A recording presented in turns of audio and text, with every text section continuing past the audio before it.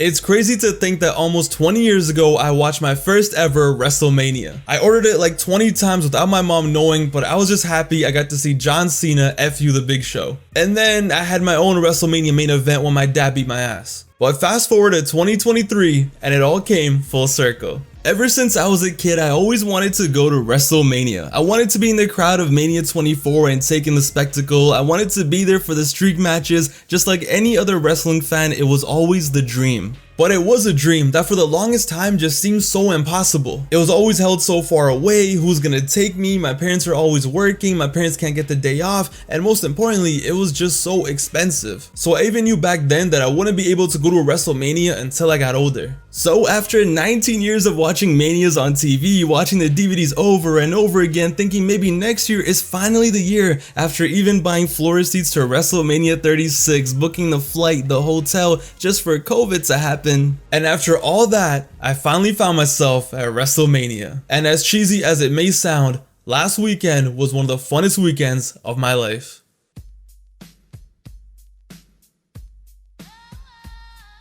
First off, being in LA itself was awesome. It's a city that I've always wanted to visit. LA has always been this magical place I heard so much about in hip hop and movies, and being there, it was just a vibe. Even the little things such as going to the Staples Center and seeing the iconic statues of Laker legends, cruising around the city as the sun is setting, and even ending up at a Dodgers game, LA was one of the few cities that I've traveled to that by the end of the trip I didn't want to leave. This really was the perfect city to hold WrestleMania, and the best part was how WrestleMania truly took over the city. And as the biggest wrestling nerd, I felt like I was in heaven. Everywhere there were banners for the show, wrestling shirts everywhere, the Los Angeles Convention Center got transformed into a superstore. It was unlike anything I had ever seen. And nothing will ever beat the excitement and the hype I had walking into SoFi Stadium on that Saturday afternoon. First of all, that stadium is and I mean that in the best way possible. That place is huge, it's state of the art, and I have been to many NFL stadiums before, but this was unlike anything I had ever seen. But yo, once we got into the stadium, that's when I was just in awe. Once we saw that view, the first view we saw was all the way up in the 200s, but even from there, just the sunlight shining down, the huge ass stage, and just seeing how big the stadium was, how big the stage was, the lights, the spectacle before the show even started, that's when it truly hit me. Like, holy shit, I'm at WrestleMania. I instantly felt like I was 7 years old again. We got to our section and I sat down and waited for the show to start, and as people filed in and as night one started, it still felt surreal. Like, even when the intro was playing, I was still like, is this actually happening? Am I really here right now? Everything was just so grand, it felt so big, just being a part of a crowd so massive, it's something that I can't explain with words. But the show started and the intro played and everyone just roared as soon as the video started playing, and that was the loudest crowd reaction I had ever been a part of up until that point. And yo, from then on, for the next 4 hours, I had the most fun I ever had watching wrestling in my life. Everyone has already talked about it to death. I know I'm late, but night one of WrestleMania was legendary. Even though my boy John Cena basically jobbed out, the rush of being at WrestleMania, just sitting there and seeing those Make-A-Wish kids and then eventually Cena's music hitting, even though Cena got clapped and even though it was pretty depressing and disappointing, at the end of the day for me it was like, I couldn't see John Cena in his prime sadly. I never saw him at Mania 23 or Mania 28, I never even saw him at a pay-per-view in his prime. So for me, I'm just happy because I'm like, yo, I saw John Cena at WrestleMania. I was there when the music hit and he ran down that ramp, and it just makes me happy. Regardless of how old he looked, regardless of him just being there to sell a few more tickets and get some more eyes on Mania, that's still my GOAT, and I'm glad he was there and I'm glad I was a part of it. Of course, Rollins vs. Logan was obviously very cool and fun. The crowd hated Logan, and when he made his entrance, everyone was just booing like, yo, who the hell does he think he is? And words can't describe how hot the fire is in Rollins' entrance. Like, you could feel that shit across the map. That's like when a nuke drops in Modern Warfare, that's what it felt like. But they put on a banger and Logan is just getting better and better, and even as the match went on, you could hear in the crowd and the people near me, like, Logan was winning people over as the match went on. The women's tag was solid. I'm never ever going to complain about seeing Trish Stratus live. But the last 3 matches on this card were just I don't know how it came off on the TV, but that's when the fans really came alive in the stadium. When the sun started setting down and it got darker in the stadium and it was time for Rey Mysterio versus Dominic, that's when the mood changed, and that's when WrestleMania became a movie. That's when WrestleMania really felt like WrestleMania. Dominic came out and the crowd was tweaking. He had that badass entrance and came off looking like such a star. The same bozo from a year ago who everybody was flaming pulled up to WrestleMania and had the entire stadium hating him. And this crowd was full of Mexicans. We're in LA, so you already know they took the Rey Mysterio disrespect personally. They had their chancletas ready to throw at Dominic, and that just made Rey's entrance in the lowrider with the little Eddie tribute just so special. Rey Mysterio was just so beloved on that night, and it just made me so happy. We all know how important Rey Mysterio is, right? We all love Rey. He's a universally loved wrestler. This was my mom's favorite wrestler when I was a kid, but he finally got his flowers, and it happened at WrestleMania, and there was no better place for it to happen than, of course, in LA. I couldn't help but smile the whole time. You had the Mexicans going crazy, you had everyone who grew up with Rey going crazy, and that's the thing, Rey has been doing this since the mid-90s. Everyone at one point grew up with Rey Mysterio, no matter how old you are. And it was just beautiful seeing him get his flowers. High-key, it might be the highlight of WrestleMania for me, just being there and seeing Rey get his flowers, put on a match with his son, finally beat his son's ass, and it was just such a feel-good moment. Rey was another one of those wrestlers that I sadly never saw live in his prime. I can only imagine how hype it was to see Rey back in 06, but better late than never, and what a match to witness live. Rey Mysterio getting his flowers on the grandest stage of them all, beating up his son as 80,000 people cheered. And like I said, that was the match that really got the night popping, because then Charlotte and Rhea came out. And what's crazy is a lot of people left their seats to go to the washroom or to get food when we found out that that was the next match, including myself. I knew the match was gonna be fire, but the build and Charlotte being champion, I was like, let's go take a break. We've been sitting for like 2.5 hours. We'll be back, it's fine. We won't miss much, plus Charlotte's entrance might take a few months anyway. So it's funny because while downstairs in the lounge I hear the match going on, all I hear is, oh, whoa, whoa. The fans are just going mental, and in my head I'm like, how good could this match be? And it keeps going and going, so we get back to our seats, we sit down, and all you see is the crowd is going nuts. And meanwhile in the ring, it is an all-out war. All you see is people getting thrown off the top rope, moonsaults, Charlotte's dying, finishers, kick out, this and that.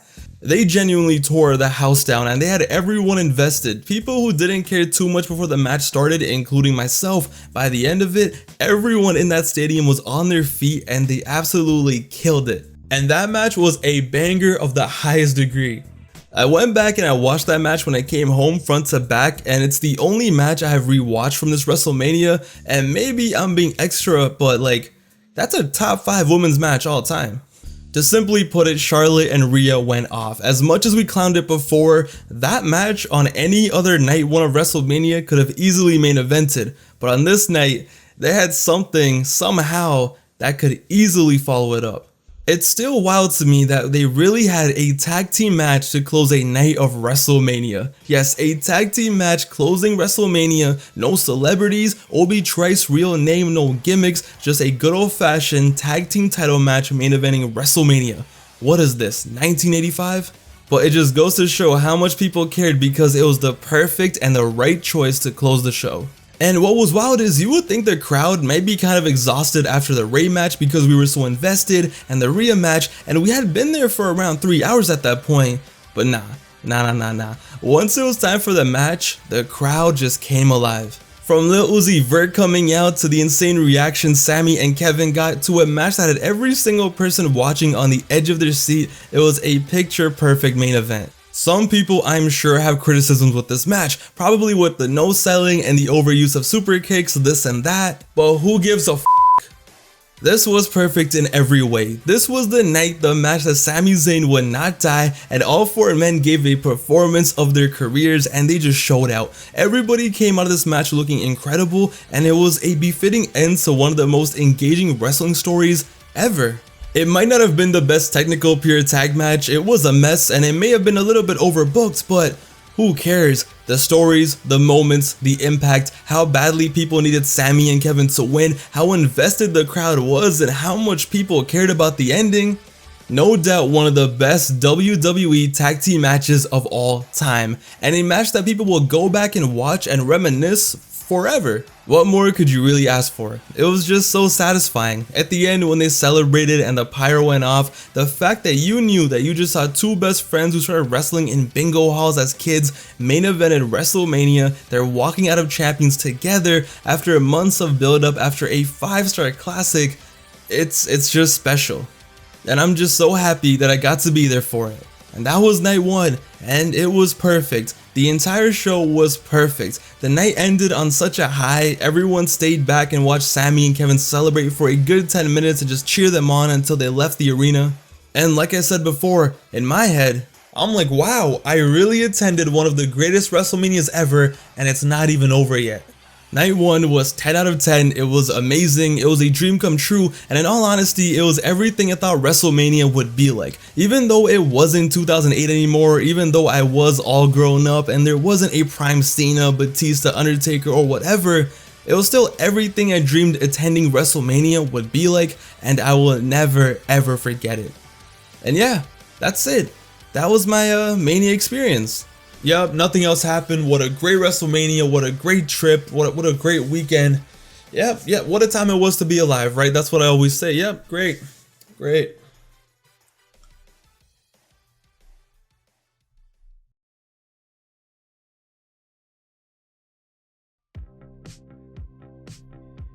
Do we have to?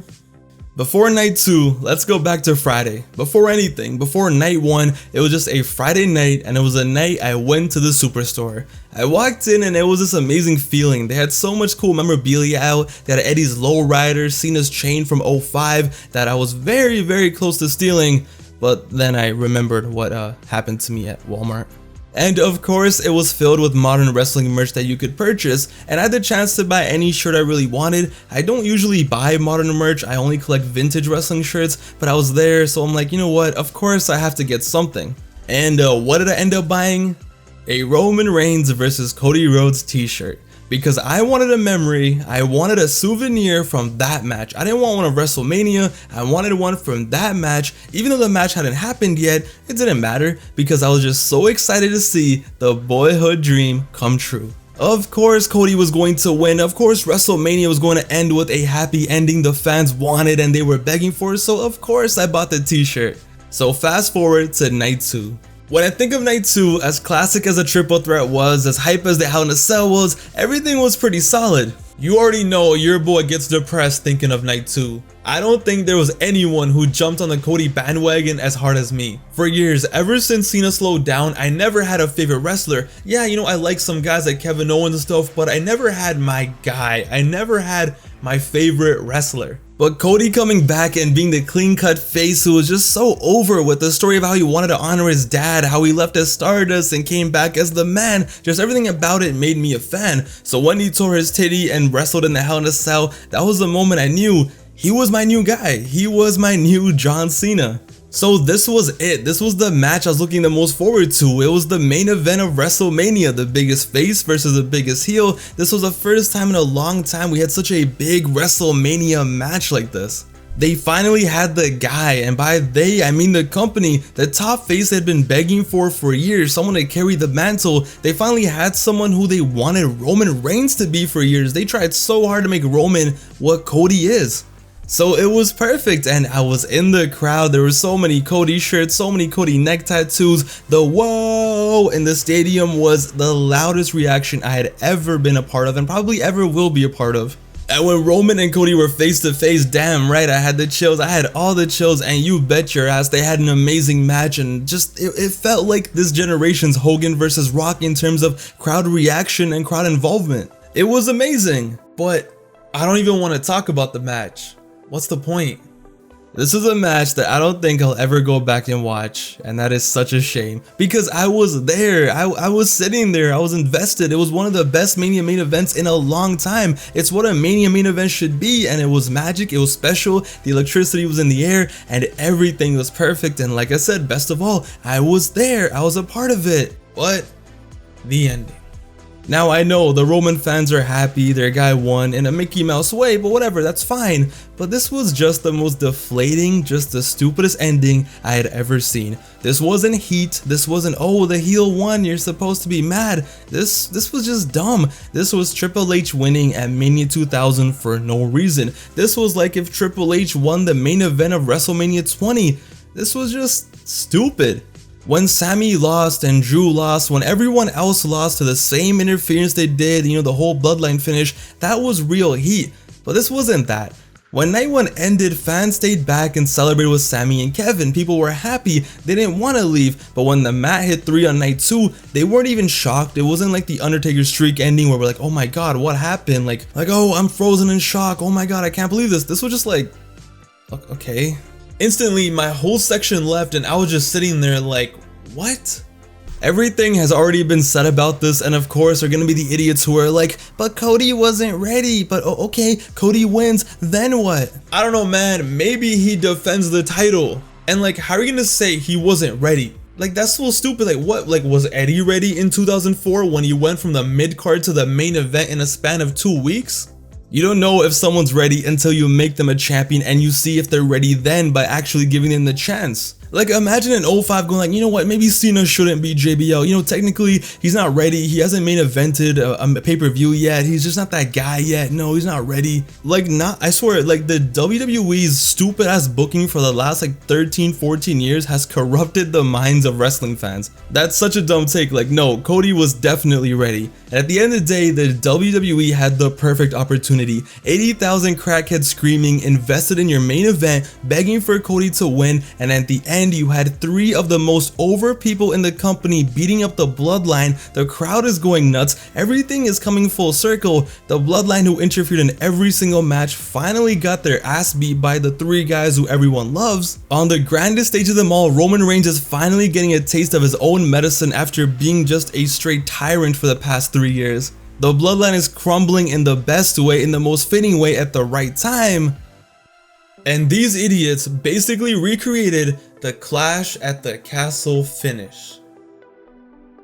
What the fuck? Just the stupidest, laziest ending, the most deflating ending to an all-time classic main event I have ever seen.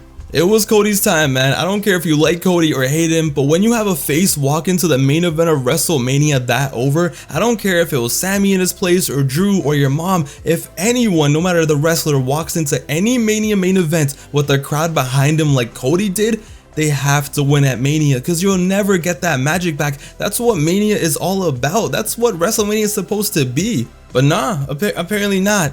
And you're never gonna get that magic back. Yeah, Cody will eventually win and it'll be cool, but it won't be like this. He won't have that aura and they won't have that moment. They won't have the magic like they did on this night. And for Roman, this is how the fans turn on the Reign, and it just turns people off. I truly feel like if Cody had won at WrestleMania, not only would have Cody came off as a beast and the top guy, obviously, but Roman's title reign would have came off looking way better and more legendary because it had the perfect ending and it ended when it should have.